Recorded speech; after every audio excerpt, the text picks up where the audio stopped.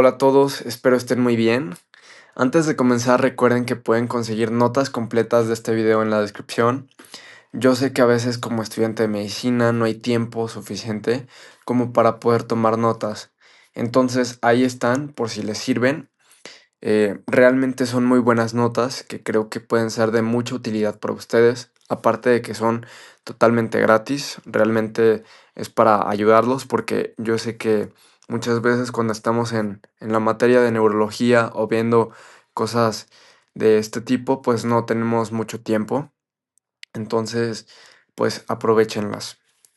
Ahora bien, pasemos al tema de vías ascendentes y descendentes. Recordemos lo que son las vías ascendentes y descendentes. Las vías ascendentes y descendentes son redes organizadas de neuronas que transportan información entre el cuerpo y el cerebro a través de la médula espinal. Cada una de estas vías tiene una función específica, pero esto lo mencionaremos más a detalle en unos momentos. A mí me gusta mucho comparar estas vías con carreteras, ya que hay carreteras que van de ida, que van de regreso, que se unen, que cruzan hacia otros lados, ¿ok? Esto en un momento lo entenderemos de mejor manera. Y bien, ahora pasemos a la clasificación. Tenemos primero las vías ascendentes, también llamadas sensitivas. Estas son redes de neuronas sensitivas que llevan información del cuerpo al cerebro, como el dolor, es decir, cuando nos pinchamos con algo, gracias a las vías ascendentes podemos nosotros percibir que estamos recibiendo dolor, por lo que nos podemos alejar de lo que nos está causando el dolor, ¿sí? También puede ser la temperatura, cuando sentimos frío, o el tacto, así como el tacto fino con el que podemos discriminar objetos, ¿ok? Si yo toco un tenedor, puedo saber que estoy tocando un tenedor gracias a mi tacto fino. Y bien, también tenemos a las vías descendentes, que son las motoras. Son redes de neuronas motoras que llevan órdenes del cerebro a los músculos para que te puedas mover, para que puedas mantener tu equilibrio o mantener tu postura. Entonces, para poder entender a las vías, primero tenemos que entender cómo es que éstas se nombran. La regla básica para nombrar a una vía es: el primer término va a ser el origen de la vía, mientras que el segundo término va a ser el destino de la vía. Por ejemplo, la vía espinotalámica. El primer término es espino, lo que nos indica que inicia en la médula espinal. El segundo término es talámica, lo que nos indica que llega hacia el tálamo, ¿ok? Entonces, si inicia en la médula espinal y llega al tálamo, sería una vía ascendente. Casi siempre todas las vías ascendentes van a iniciar en espino, porque pues inician en la médula espinal. Otro ejemplo, tenemos a la vía córtico-espinal.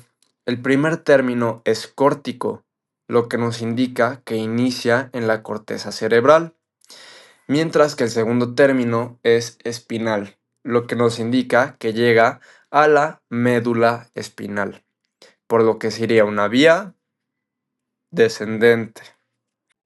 Es muy importante que conozcamos el mapa por donde circulan las vías. Esta sería la médula espinal. Aquí tenemos un corte transversal de la médula espinal. ¿Notan esa forma de mariposa gris en el centro? Esa es la sustancia gris, donde se encuentran los cuerpos neuronales. Todo lo que rodea a la sustancia gris es la sustancia blanca, donde viajan los axones que forman las vías. La materia gris nos va a servir para la integración y sinapsis, mientras que la materia blanca para la conducción rápida de señales. La materia blanca se va a dividir en tres cordones. Para que tengan esto más claro, los cordones son agrupaciones de axones por donde pasan las vías. Se les conoce como cordones o también se les puede llegar a llamar columnas. Entonces, tenemos el cordón anterior, el cordón lateral y el cordón posterior. Si observan la imagen, podemos encontrar también el surco medial, dorsal y la fisura media ventral. Ambos van a dividir la médula en izquierda y derecha. El surco dorsal está en la parte posterior, mientras que la fisura ventral está anterior. Esa es la diferencia. También, si ven, va a haber un agujero pequeño en el centro. Este se llama canal central o ependimario. Contiene líquido cefalorraquídeo y va a estar recubierto por células ependimarias. Y pues bueno, muy probablemente se estén preguntando, ok, pero ¿y dónde están las vías? Bueno, todas las vías viajan en la sustancia blanca. Aquí podemos observar exactamente en dónde se ubica cada vía. Lo que yo hice fue hacer un esquema en donde las vías descendentes o motoras se ubican del lado izquierdo, mientras que las vías ascendentes o sensitivas se ubican del lado derecho. Ya dicho esto, hay que iniciar con las vías ascendentes, donde podemos observar al fascículo grácil en color rojo. Este está ubicado en la parte más medial del cordón o columna posterior. El fascículo cuneiforme está justo lateral al grácil. La vía espinotalámica lateral está en color amarillo y está ubicada en el cordón o columna lateral. La vía espinotalámica anterior está en color verde oscuro y esta va en la parte anterior más cerca de la línea media. También en la imagen podemos observar a la vía espinotectal en color violeta, la espino-olivar en color naranja y las espinocerebelosas en color verde claro. Ahora pasemos a las vías motoras ubicadas principalmente en el cordón lateral y anterior. Tenemos a la vía córtico-espinal lateral en un color verde oliva. Esta se encuentra ubicada en el cordón lateral. También tenemos a la vía rubroespinal en color celeste, justo delante de la corticoespinal lateral. La vía córtico-espinal anterior, que está en color morado oscuro, está ubicada en la parte anterior de la médula. También se pueden observar otras vías motoras como la tectoespinal en color morado, la vestibuloespinal en color café y la olivoespinal en color amarillo mostaza. Como pueden observar, hay algunas vías que después del nombre hay unos puntos rojos. Esas son las vías más importantes y las que les encanta preguntar en exámenes. Esta parte igual es muy preguntada en exámenes. Esta es la función específica de cada vía. Vamos a iniciar con las vías ascendentes. La vía grácil se encarga del tacto fino, vibración y propiocepción de miembros inferiores, específicamente de T6 a el sacro. La vía cuneiforme va a ser lo mismo, tacto fino, vibración y propiocepción, pero esta va a ser de los miembros superiores, específicamente de C1 a T5. La vía espinotalámica lateral se va a encargar del dolor y de la temperatura. Esta se conoce como termoalgesia. La vía espinotectal se va a encargar de los reflejos espinovisuales. Aquí puso un ejemplo, como cuando volteas la cabeza al sentir un pinchazo o un ruido fuerte. ¿Ok? Esta es la función de la vía espinotectal. Después la vía espinotalámica anterior se va a encargar del tacto grueso. Esto igual lo suelen preguntar mucho en exámenes, así que ojo. La vía espinoolivar se encarga de la propiocepción de músculos, tendones y ligamentos. La vía- las vías espinocerebelosas se encargan de la propiocepción inconsciente al cerebelo y coordinación de movimientos. Bien, ahora hablemos de la función específica de cada vía descendente. La vía corticoespinal lateral, que pertenece a las vías piramidales, se encarga del movimiento voluntario fino y preciso de las extremidades.